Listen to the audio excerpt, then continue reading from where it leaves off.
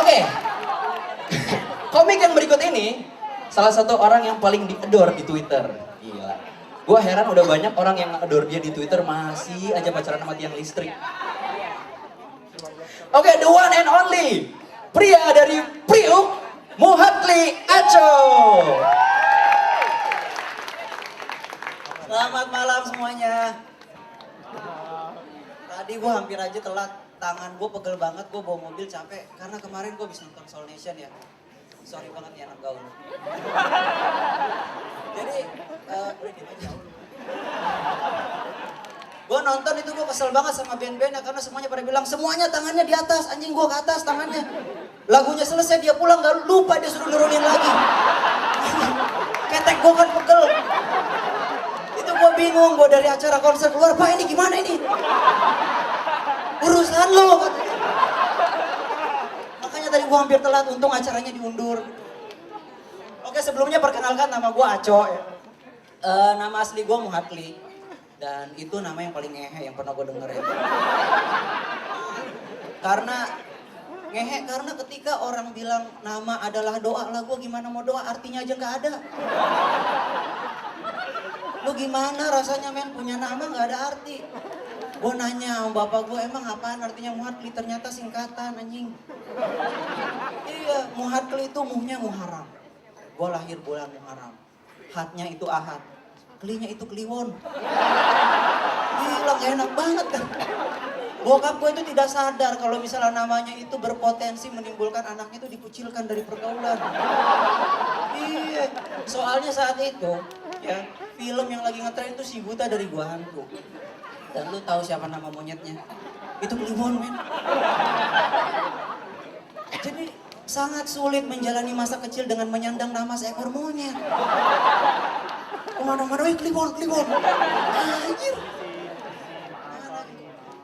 Dan itu bokap gue juga tidak memikirkan kalau misalnya nama gue itu sangat sulit untuk diucapkan gitu. Gimana mau gampang? 4 huruf mati berdampingan di akhir. DKLY, Dekli, gimana ngomong? Iya.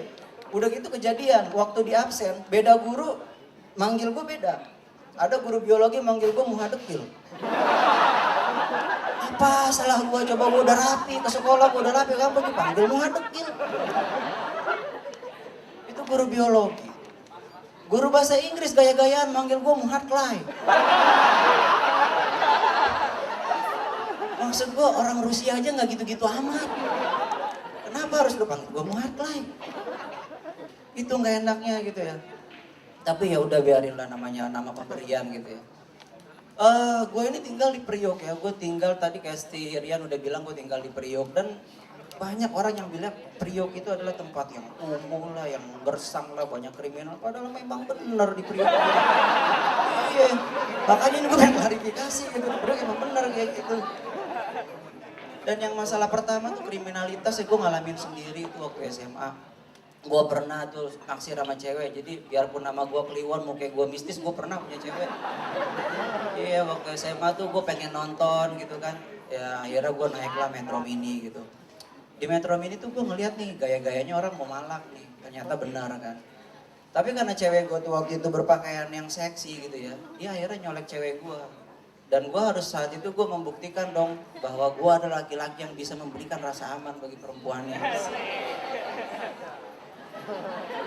Akhirnya gue langsung berdiri, gue tunjuk, gue sekali lagi lu sentuh cewek gue. Kenapa emang kalau gue sentuh cewek lu? Anjing lebih galak dia. Tapi gue udah terlanjur ngomong Jadi gue berusaha untuk menyelesaikan kalimat itu tanpa bikin dia tersinggung. Akhirnya gue bilang, sekali lagi lu sentuh cewek gue. Itu artinya lu udah nyentuh dia 2 kali.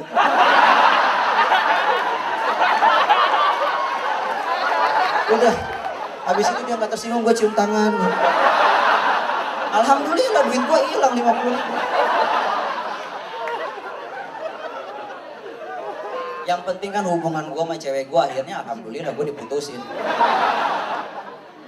Itulah masalah kriminalitas di Priok itu ya. Terus ini juga masalah kekerasan ya di Priok itu. Itu gue punya tetangga ini masalahnya agak berat sih. Jadi suaminya tuh Kristen, istrinya tuh Islam gitu.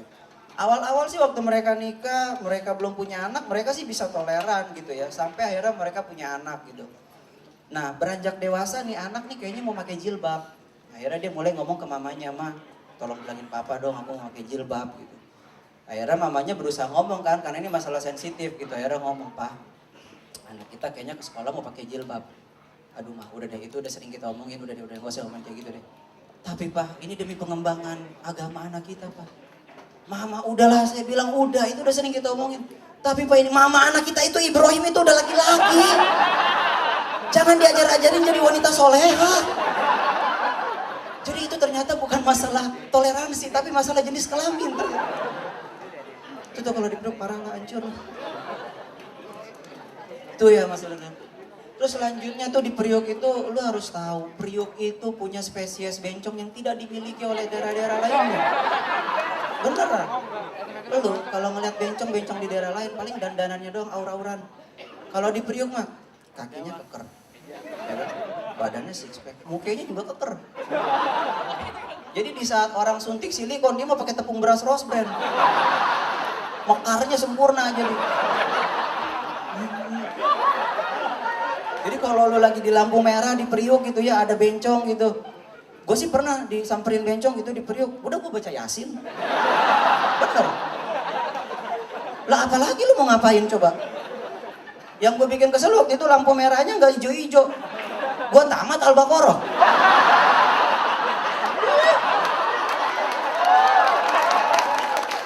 Luar biasa itu bencong-bencong di Priok itu. Itulah makanya kalau lu ke Priok akan sulit membedakan mana bencong, mana pohon. Warna sama. Ukuran sama. Nyeker lagi. Bedanya pohon gak ngerokok.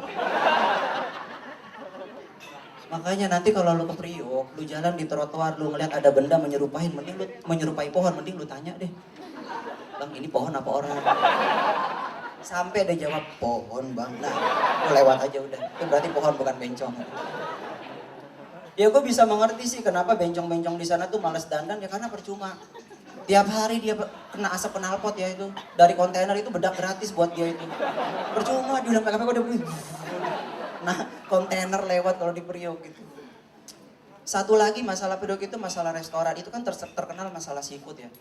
Cuma kalau kita makan restoran di seafood di Priok itu tuh kita bayar makanan tuh udah termasuk pelayanan, pajak dan termasuk laler. Jadi lu gak usah heran lu kalau makan di Priok tuh ada laler biasa kalau di Priok itu. Justru lu harus heran kalau misalnya lu makan tiba-tiba ada kecoa. Kebayang kalau misalnya ada orang makan ada kecoa di Priok gitu ya, terus dia komplainin, "Mana nih manajernya?" gitu. Datang manajernya. "Tolong jelasin kenapa bisa ada kecoa di makanan saya." "Waduh, maaf, lalernya habis Pak." Besok datang lagi. Malam ini gue senang banget ya karena stand up comedy nih kalau kita lihat udah mulai mendapat banyak tempat ya. Di televisi aja udah ada 2 televisi loh yang nayangin stand up comedy ya. Tepuk tangan dong buat stand up comedy Indonesia. Yang awalnya kita dari kafe ke kafe ya akhirnya sekarang stasiun TV udah ada. Jangan lupa nonton saya Kamis depan. Ya itu soalnya menurut gue stand up comedy itu salah satu hiburan yang emang harus kita saksikan ya karena layar kaca kita sekarang tuh sudah dipenuhi dengan setan-setan yang makin tidak sadar dirinya itu setan gitu. Setan lah goyang Karawang. Lu mau jadi apa gitu? Apa yang lu banggakan dari setan-setan yang suka bersih-bersih keramas gitu kan? Buat apa gitu? Ntar lu jalan-jalan ke halte lu ngeliat ada kuntilanak berurai rambutnya. Lu bukannya takut lu mananya, "Mbak rajin krim bat ya?" "Bukan, cuma sampo Bang." Nggak enak dialognya juga kan kalau ketemu kuntilanak kayak gitu. Dan yang lebih kesel lagi tuh kalau gue ngeliat tuh konsep setan yang paling absurd tuh adalah suster ngesot ya. Jujur lah kita pikir bego-begoan aja deh. Yang namanya setan itu harus punya kelebihan. Bisa terbang kayak bisa ngilang lah dia setan punya keterbatasan fisik. Apa yang lu harapkan dari setan yang punya keterbatasan fisik gitu. Yang ada kita bukannya takut gitu kan, kita merasa iba. Terus setan, aduh astagfirullahaladzim, bisa receh. Kadang gue suka kasihan sama suster ngesot tuh ya. Kalau dia mau nakut-nakutin di rumah orang, mencet bel aja dia nggak nyampe. Gimana coba? Dia sampai harus ngambil sapu, mencet bel, gitu. Orang buka juga orang mikir, ini siapa ini? Dia harus kenalin diri, "Saya setan Bang." Urusan lu! Lu setan kayak gitu. Dan kalau kita dikejar setan kan biasanya kita baca Yasin, pakai bawang putih. Kalau suster mesot mah nggak usah, lu tebar aja paku payung. Kelar urusan. Karena sulit buat suster ngesot untuk melakukan manuver-manuver. Sulit. Jalan itu kalau turun tangga itu konturnya itu jelek gitu. Padahal kalau dipikir-pikir ya, suster ngesot itu adalah setan yang berpendidikan paling tinggi. Dia lulusan Akper. Makanya gue bingung, sekolah tinggi-tinggi, gedenya cuma mau jadi setan. Ngesot lagi. Apa yang lu harapkan dari setan kayak gitu coba? Itu satu acara-acara TV kita tuh udah kayak gitu. Belum lagi sinetron-sinetron ya, makin kemari tuh makin kayak film India lah pokoknya kiblatnya. Tapi masih mending lah. Soalnya kalau film India itu suka aneh, kadang gue ngeliat itu, makanya gue dari dulu, gue gak pernah beli visi di film India. Karena ciumannya gak pernah nyampe. Udah deket, ada musik, dia nyanyi. Maksud gue gak bisa entar apa. Cium aja dulu. Entar lu boleh nyanyi terserah. Iya kan? Makanya menurut gua tuh aktor-aktor India cowok-cowok tuh sabar-sabar men. Kalau gua jadi aktor India mah dia kabur, gua teriak anjing cium dulu bangsat. Mau kemana tuh? Honor sama. Iya kan? Mana gua?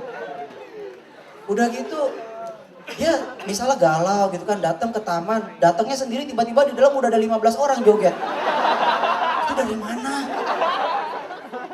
Kan repot kalau misalnya kita galau, kita harus nelponin teman, Sob, lu ada janji gak sore ini? Tolong jogetin gue dong, gue habis putus. Ajak si Rina juga ya, 15 orang ada 15 orang.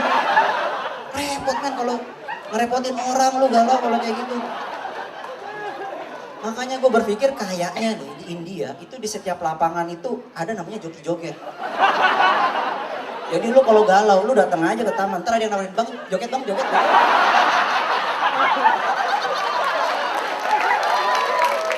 Jadi kalau di kita itu ada joki rinduan, dia joki-joget. Tapi ya tetap lah, yang menarik dari film India itu adalah aktor-aktor prianya yang gagah dan berbulu dada.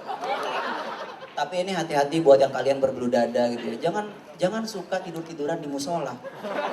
Karena sulit membedakan mana dada kalian, mana karpet.